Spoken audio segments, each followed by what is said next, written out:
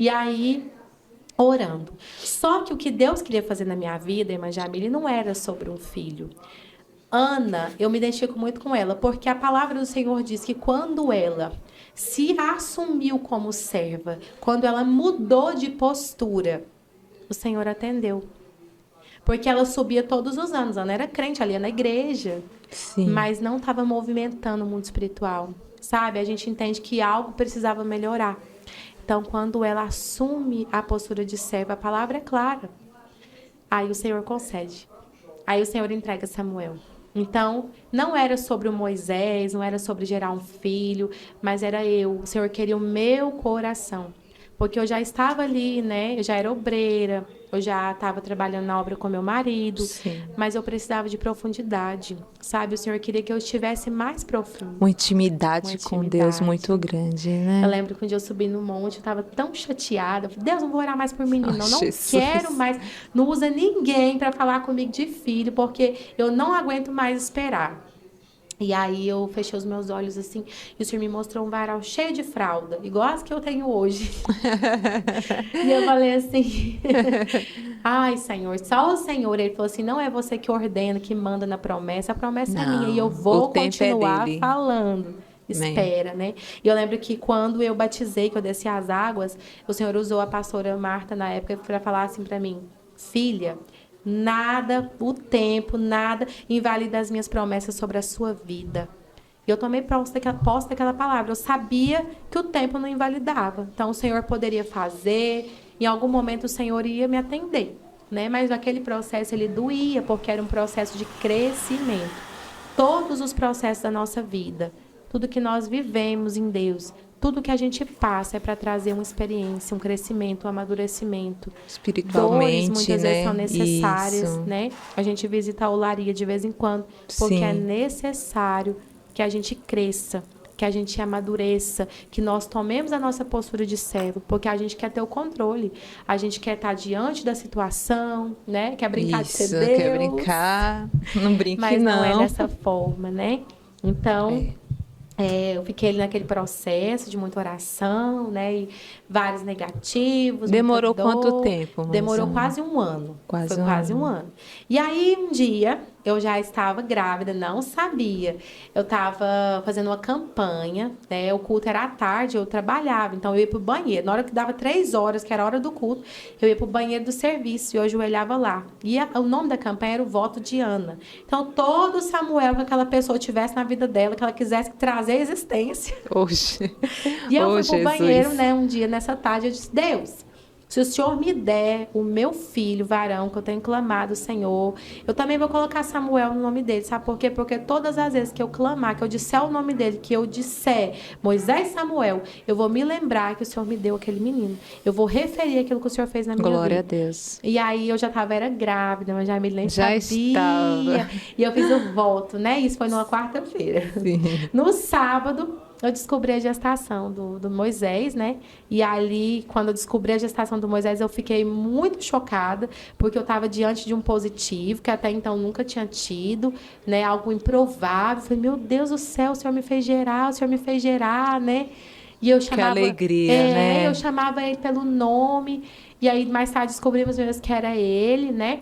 E foi uma gestação maravilhosa, o Moisés nasceu. E eu falo assim, o Moisés, ele carrega muita coisa sobre ele, né? Ele tem uma personalidade muito, assim, é impressionante. Ele, quando a gente vai dormir, ele ora, ele tem uma intimidade com Deus. E é tão lindo, sabe? Eu sou ministrada, ele é meu intercessor. Quando eu Oh, meu fui vir para Deus, cá, que para o Crente benção. Podcast, ele Ele orou. orou por Senhor, leva a você. mamãe e papai em segurança, não deixa acontecer Ai, que nada. lindo. Sabe, ele apresenta a vida da gente, da Sim, nossa família. sim. Então, Moisés carrega restauração, perdão, tudo sobre ele. Porque ele veio após a restauração do casamento. Eu entendo que ele é uma aliança de Deus com a gente. Ele é uma Sim. aliança minha com Vinícius, né? Que o Senhor nos deu. Ele é uma confirmação da vontade do Senhor na nossa vida, né? Então, Amém, ele amém. foi um grande presente que o Senhor nos deu, né? O Moisés trouxe muito amadurecimento, muito crescimento sobre a nossa vida, né? Hoje ele tem 4 4 anos, aninhos. 4 aninhos ele tem. E ele tá aí, né? Uma bênção de Deus. E aí, no meu segundo filho, né, que é o Miguel, aqui é onde vai entrar realmente a minha história de crescimento com o Senhor. A palavra do Senhor no livro de Jó, no capítulo 42, ela vai dizer que Jó fala assim: antes eu ouvia falar, mas agora os meus olhos te veem. Então, até aqui, até tudo que eu tinha vivido, né? Eu conhecia o Senhor de uma forma muito diferente daquilo que eu conheci mais tarde. Sim. E aí, lembra, Majamile, que na minha infância eu tinha perguntas, né? Sim. E eu cresci sempre perguntando ao Senhor. Eu falava: Deus, por que é que o Senhor disse isso ao profeta tal? Porque isso aqui está na palavra, eu quero entender, né? Tudo isso. E um dia eu perguntei para Deus, né, o que a palavra em Isaías 49:15 queria dizer quando o Senhor dizia que uma mãe poderia se esquecer, ainda que ela se esquecesse do filho que amamentava, ainda que ela se esquecesse do filho que gera, todavia não me esqueci de ti. E eu dizia: Senhor, como assim? Eu amo tanto Moisés, é impossível. Senhor, eu amamento meu filho, isso é muito duro. Né? Mas nós não sabemos nada sobre as coisas do Senhor, né? E aí eu quero aqui que as pessoas que estão me ouvindo, elas entendam de forma espiritual o que eu quero dizer. Não é sobre nós escolhermos, não quero um filho assim, um filho assado, mas é aquilo que o espiritual carrega, né? Hoje, a igreja alimenta muito a questão da profecia, alimenta muito essa situação, né? Às vezes não tem responsabilidade naquilo que faz, porque Sim. É maravilhoso a gente entregar uma profecia que vem do Senhor. Mas, às vezes, a gente está movido pela emoção e tem que tomar cuidado, porque tem vidas ali, né, que são levadas, muitas vezes, a sentir aquilo ali, né? Ter Sim. como verdade. Então, quando eu estava grávida do Moisés, do meu primeiro filho, com 7 meses, eu recebi uma profecia ali de que eu engravidaria de novo em determinado momento e que o Senhor estaria me dando uma menina.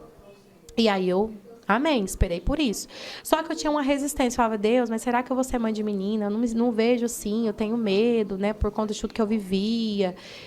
Meio que rejeitava, trauma, né, que eu tinha um medo daquela palavra, né, mas tudo Sim. bem. E aí o Senhor me deu algumas experiências com ele e eu entendi, né, que eu devia abrir meu coração.